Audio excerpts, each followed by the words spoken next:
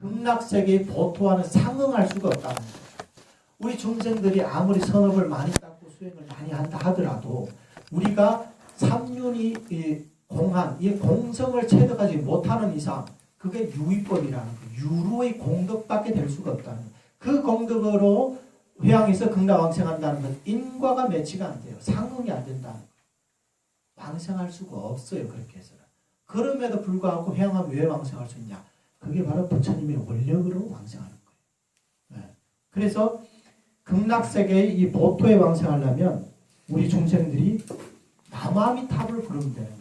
나무아미탑을 명호는 유로의 공덕이 아니거든요. 그것은 아미타 부처님이 조제연겁 동안 수행해서 성취한 모든 공덕이 들어있는 그 명호거든요.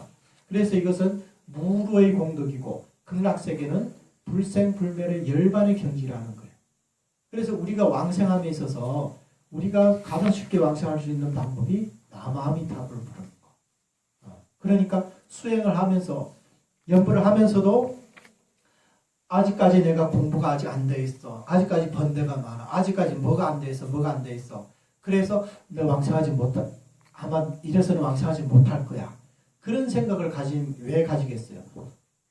나의 이런 수행에, 자력에다가 계속 그 생각을 하니까 그런 마음이 일어날 거 아니에요. 그렇잖아요.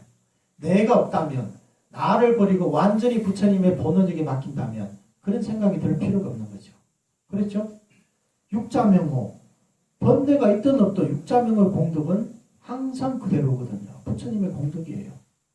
내가 뭐 공부가 많이 삼매를 성취했다 해가지고 육자명호 공덕이 더 많아지는 것도 아니고 내가 지옥 중생이라 해가지고 내가 연불한다 해서 공덕이 줄어드는 것도 아니거든요. 명호의 공덕은 항상 여여하다는 거예요. 부처님의 공덕이니까. 그게 부승불감이거든요. 네. 늘어나는 것도 아니고 줄어나는 것도 아니에요. 근데 우리 중생들은 항상 생각하는 게 내가 어떻게 해야만이 왕생할 수 있을 것이다.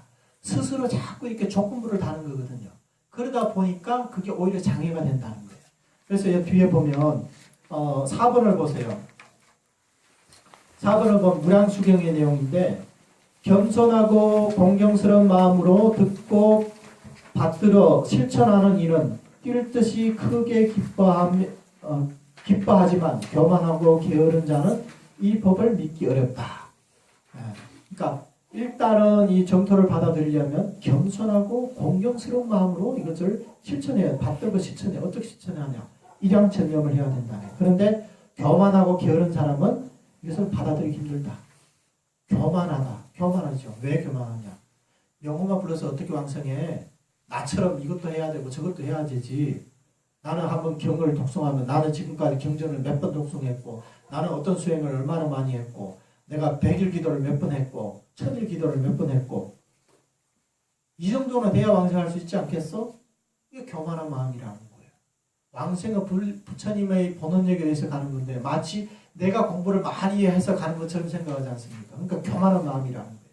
그래서 2번을 보세요. 끝없이 오르는 도에 가기는 쉬워도 가는 사람이 없고 그 나라에 장애가 없어 저절로 이끌려 가느니라. 끝없이 오르는 도라는 것은 그 이제 경전에서 무량수경에 나온 말인데 극락세계는 열반의 경지라는 것을 그러니까 보토의 경지인데 그게 가기는 쉽다는 거예요. 근데 가는 사람이 없답니다. 가기가 쉬운데 가는 사람이 없대요. 왜 그럴까요? 일단은 믿기가 어렵다는 거예요. 그리고 그 나라에 장애가 없어 저절로 이끌려 가느니라. 그 나라에 가는 데는 아무런 장애가 없다. 저절로 이끌려 간답니다. 그럼에도 불구하고 왜 가는 사람이 적을까요? 그 원인이 어디 있을까요? 부처님이 평등하지 않아서 그럴까요? 바로 중생들에게 있다는 거예요. 중생들이 이런 집착에 의해서 그렇게 된다는 거거든요.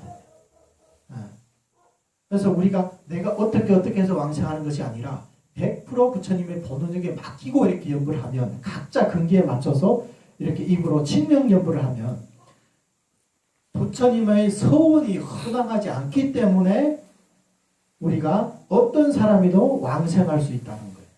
그래서 부처님의 본원이 이와 같다. 이렇게 말씀하신 거예요. 그러니까 부처님의 본원에다가 우리가 그게 중점을 둬야지 내 자신의 수행력에다 둬서는 안 된다는 겁니다. 그리고 여기서 이제 저절로 이끌려 간다 이런 말이 있는데 여기 비유가 하나 있어요.